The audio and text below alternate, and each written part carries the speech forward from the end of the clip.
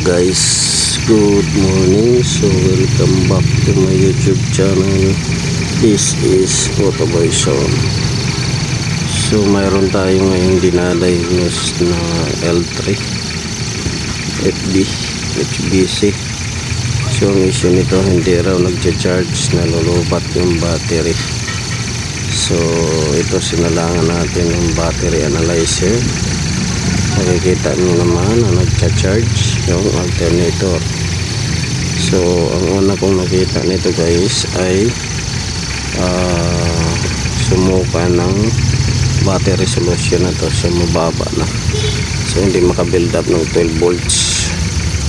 So ang kailangan nito guys ay dagdagan ng tubig or battery solution para magkaroon ng magandang voltahe, kasi mababa na. So ang pinaka root cause nito ay overcharging. So titingnan natin kung nagpe-perform yung voltage regulator at kung nag-overcharge yung alternator. So watch until the end na lang guys ng video.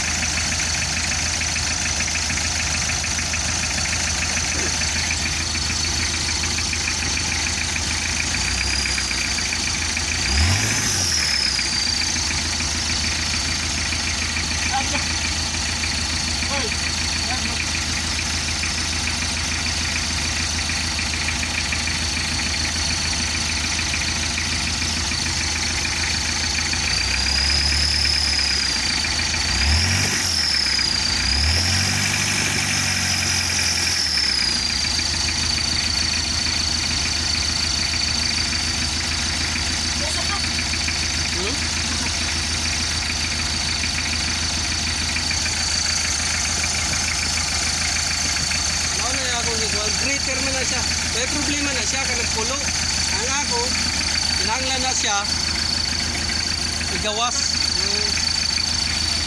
So, napalitan og battery resolution, dugangan, tapos botolight maniwa. Mabali na siya dito.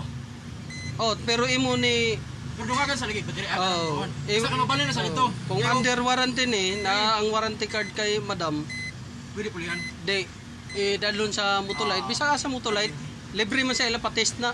Tapos lukon raman nila na. Kung bilang nato na ikuan, battery resolution, kung di ara gyapon, away suwak na. Suwak gyapon. Di ba katong usa imo na observe? Nga nang kilid ng burot, din diri si papa kilid nga suka. Kana nagbasa. Sakto ginay mo, tapos kilid. Kana trawa, sunod gani ko.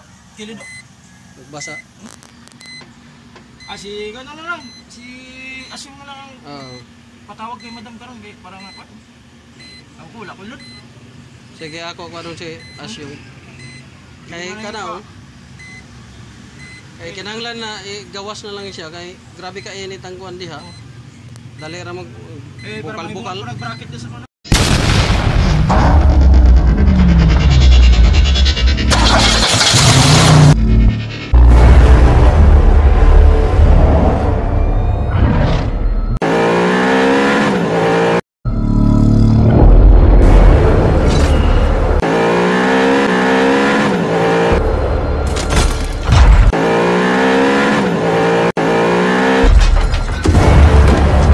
Make